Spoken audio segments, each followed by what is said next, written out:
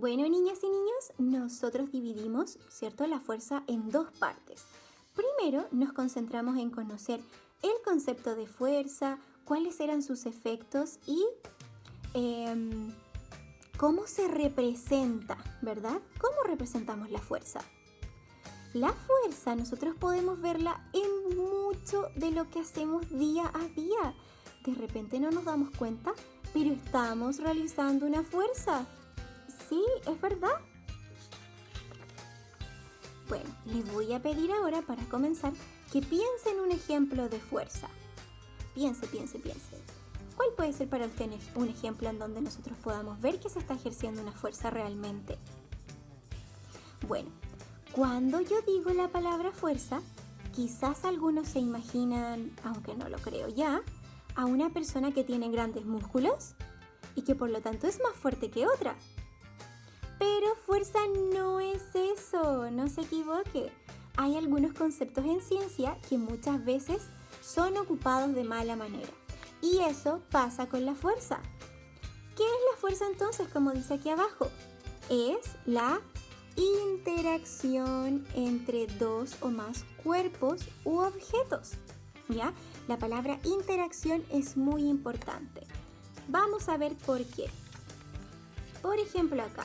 Veamos, esta niña yo no veo que tenga, por ejemplo, grandes músculos o que quizás sea una destacada deportista que puede levantar muchos kilos, ¿cierto? Pero ella está ejerciendo una fuerza al poner en movimiento su camión de juguete. Eso es la fuerza, ¿verdad? Al arrastrarlo podemos ver que ella interactúa con el camión. Está interactuando, ¿cierto? Entonces lo toma y lo pone en movimiento. También podemos verlo, por ejemplo, acá, con estos niños en esta cama elástica. Los niños están interactuando con su cama elástica, con esta cama saltarina, y está ejerciendo una fuerza, ¿cierto?, sobre la cama saltarina que les permite saltar y volver a bajar gracias a la fuerza de gravedad. Están los niños interactuando con la cama saltarina. Por eso podemos decir que se está ejerciendo una fuerza. Bueno, lo que nosotros observamos de las fuerzas son sus efectos. Vemos el efecto al aplicar nosotros las fuerzas sobre un objeto o sobre un cuerpo, ¿verdad? Entonces podemos decir que las fuerzas pueden provocar cambios, ¿cierto? Las fuerzas provocan algún cambio. ¿Qué tipo de cambio? Por ejemplo, en la forma de un objeto. ¿Y cómo se observa esto? Con la deformación de objetos o cuerpos. Por ejemplo, ¿cómo podemos ver que los objetos se deformen, es decir, que cambien su forma? Al aplicar una fuerza, mire, por ejemplo acá, tengo mi esponja, yo aplico una fuerza y cambia de forma, ¿cierto? Cuando yo la aprieto, cuando ejerzo una fuerza, cambia de forma. Lo mismo pasa, por ejemplo, con la plasticina. Cuando yo la tomo, puedo cambiar la forma de este objeto, ¿verdad?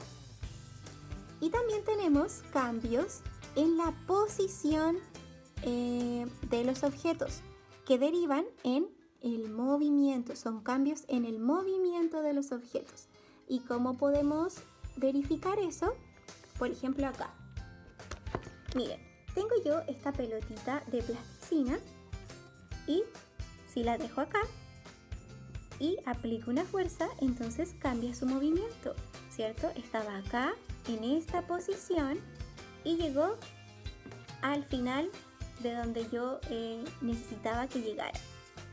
Entonces, cuando yo dejo de actuar sobre el objeto, la fuerza desaparece. Cuando yo pongo el objeto en movimiento, la fuerza aparece, ¿ok? Esos son los cambios en el movimiento de los objetos. Los cambios entonces en la forma, vayamos primero a ver los cambios en la forma, pueden ser de dos tipos. Pueden ser cambios momentáneos, que quieren decir que los objetos recuperan su forma. Como por ejemplo, yo les mostraba esta esponja, yo la aprieto, pero al soltarla, miren, vuelve a su forma original. Y lo mismo pasa, por ejemplo, con este globo. Yo puedo apretarlo, pero al soltarlo, vuelve a su forma original, vuelve a tomar su forma. Esos son los objetos que se deforman, pero de manera momentánea, porque después vuelven a su forma original. Y también están los objetos que se deforman, pero de manera permanente. Es decir, que cuando yo ejerzo una fuerza sobre ellos, ya no vuelven a su forma original. Como por ejemplo, con esta plasticina. Yo puedo apretarla, ejercer una fuerza sobre ella, pero esta plasticina ya nunca va a volver a recuperar su forma original, la forma que tenía en el paquete en que venía, ¿verdad? O por ejemplo, si yo tomo este papel y lo arrugo, por más que yo intente estirarlo, nunca va a volver a ser el papel que era en un principio. No va a volver a su forma original. A eso se refieren los cambios en la forma. Pueden ser deformaciones momentáneas, que duran un momento, o permanentes, que se mantienen y que el objeto no vuelve a su forma original. Para visualizar los efectos de una fuerza, utilizamos flechas. De esa manera se pueden representar la fuerza. Nosotros podemos verla, podemos observar si es que una fuerza se está realizando hacia arriba, hacia abajo, hacia la derecha, hacia la izquierda, porque las flechas lo indican. Y estas flechas también se llaman vectores, ¿ok? Observemos la siguiente situación. Acá se ve claramente, por ejemplo, la niña realiza una fuerza hacia arriba para impulsarse, ¿cierto? Y luego vuelve a bajar, vea la flecha hacia abajo y vuelve a la superficie de la tierra, ¿cierto? Entonces primero se impulsa, ejerce una fuerza sobre el suelo, sube y luego baja y vuelve a la superficie de la tierra. Esto ocurre, bueno, acá ocurren dos fuerzas, aunque usted no lo crea. Primero, la fuerza que en nuestros pies, donde nos impulsamos en el suelo y saltamos, y después la fuerza de gravedad nos vuelve a bajar y llegamos a la superficie de la tierra. Así actúan los vectores, las flechas. Nos ayudan a darnos cuenta de que, mire, primero hay una fuerza hacia arriba y después la fuerza nos lleva hacia abajo.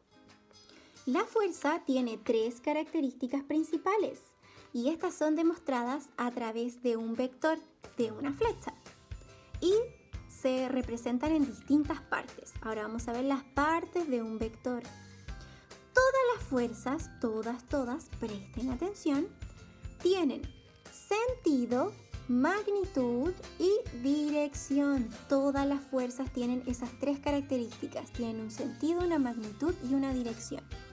¿A qué nos referimos con el sentido? Bueno, la punta de la flecha nos ayuda a identificar cuál es el sentido de la fuerza que está ejerciendo la niña sobre su camión de juguete. En este caso, la flecha apunta hacia la derecha, ¿verdad? Por lo tanto, podríamos decir que esta fuerza fue ejercida en sentido hacia la derecha, con sentido hacia la derecha. Pero podría ser también, en otros casos, podría tener sentido, el sentido también es hacia la izquierda, hacia arriba o hacia abajo. La magnitud ahora. También tenemos la magnitud. En toda fuerza actúa la magnitud, la que se expresa mediante el largo o corto de la flecha, ¿ya? Y esta flecha, según su largo o si es más cortita, nos va a indicar si es que la fuerza que se ejerció es mayor o es menor. Si es de mayor magnitud, es una flecha más larga, y si es una flecha de menor magnitud, es decir, que usted ocupó, es decir, que es una fuerza más pequeña, dibujamos una flecha más cortita. Y por último, tenemos la dirección, ¿ya? Y esta dirección nos va a señalar, con la ayuda de la flecha, si esta fuerza se realizó en sentido horizontal, vertical o diagonal, ¿verdad? Y en este caso, ¿en qué dirección se encuentra? Muy bien, esta fuerza está ejercida horizontalmente. Muy bien, niñas y niños. Entonces, la punta de la flecha nos indica la dirección, que puede ser derecha, izquierda, arriba o abajo. La magnitud nos indica qué tan grande o pequeña es la fuerza que nosotros ejercemos para poner en movimiento este objeto. Puede ser una fuerza de mayor magnitud y se representa con una flecha larga, o una fuerza de menor magnitud que se representa con una flecha más pequeña, más cortita. Y por último tenemos la dirección, que nos indica si es que la fuerza fue realizada en dirección horizontal, vertical o diagonal.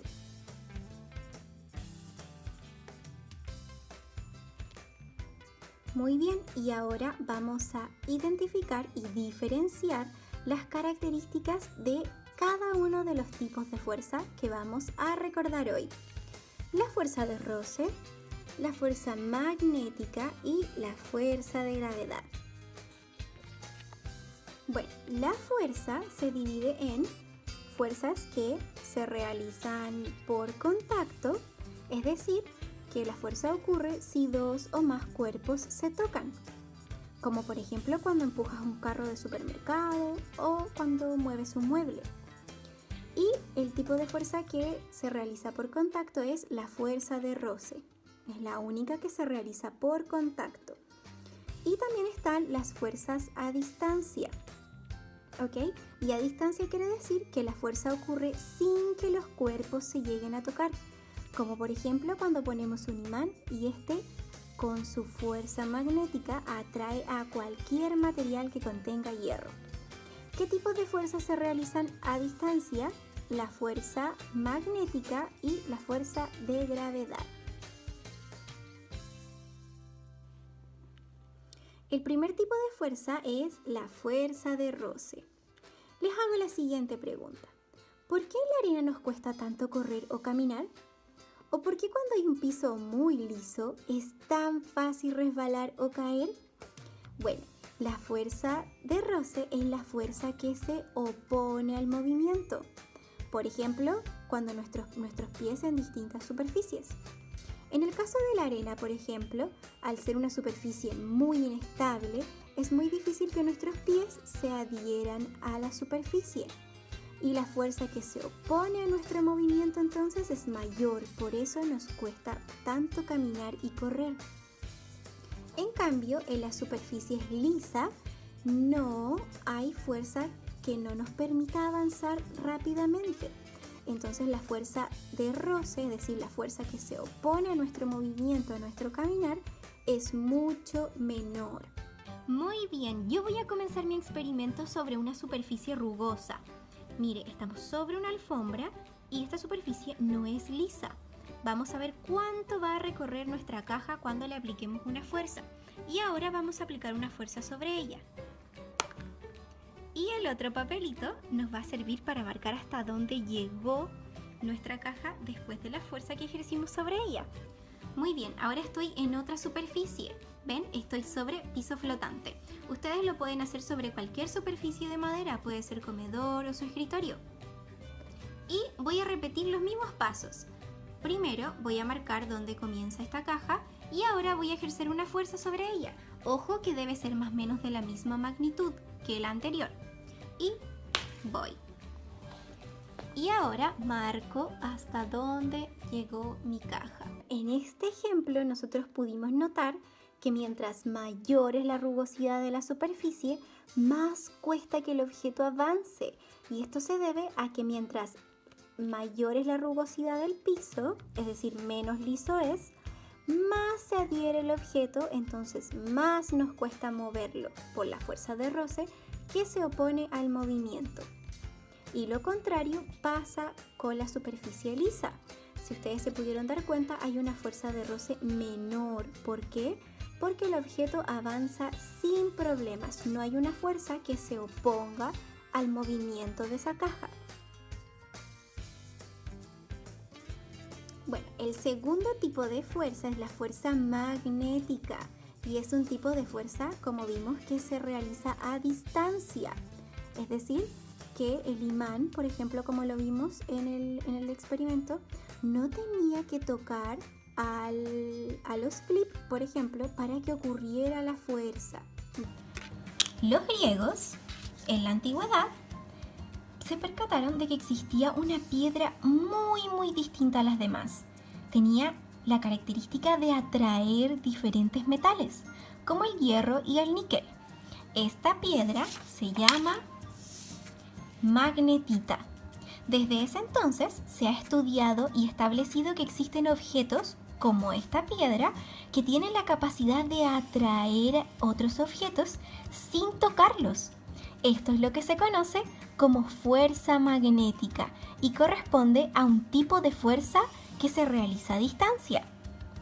Bueno, esto podemos verlo en los imanes. Imanes que atraen a estos objetos metálicos. ¿Y qué es una fuerza a distancia? ¿Cómo sé y cómo lo compruebo? ¿Cómo compruebo que este imán tiene la fuerza magnética de atraer objetos sin tocarlos? Miren muy fijamente. Fíjense muy bien. Voy a acercar el imán a estos objetos metálicos. Los objetos el imán fue capaz de atraer estos objetos sin ni siquiera tener que tocarlos. Eso es una fuerza a distancia. Estas piedras, estos imanes, son objetos muy curiosos. Los imanes poseen dos polos, polo norte y el polo sur. Y podemos identificar estos polos al acercar dos imanes.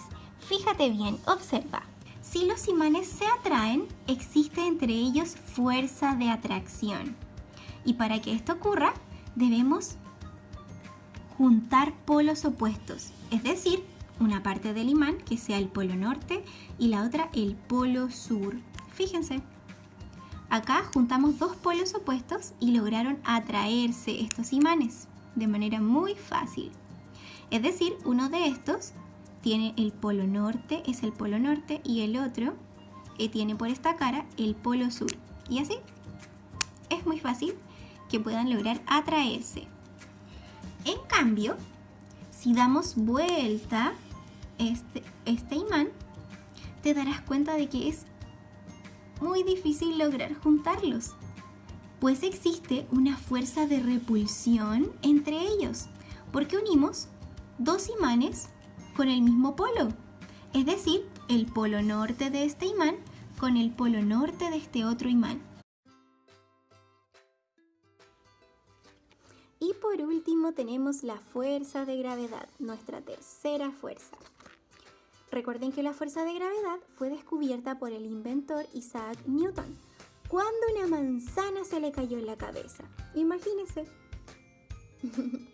Bueno, lo que acaba de suceder cuando yo lanzo la pelota de plasticina y vuelve a mi mano, significa que actuó la fuerza de gravedad, que es una fuerza constante, es decir, está siempre presente. Y esta es la fuerza que atrae a los objetos a la superficie de la Tierra.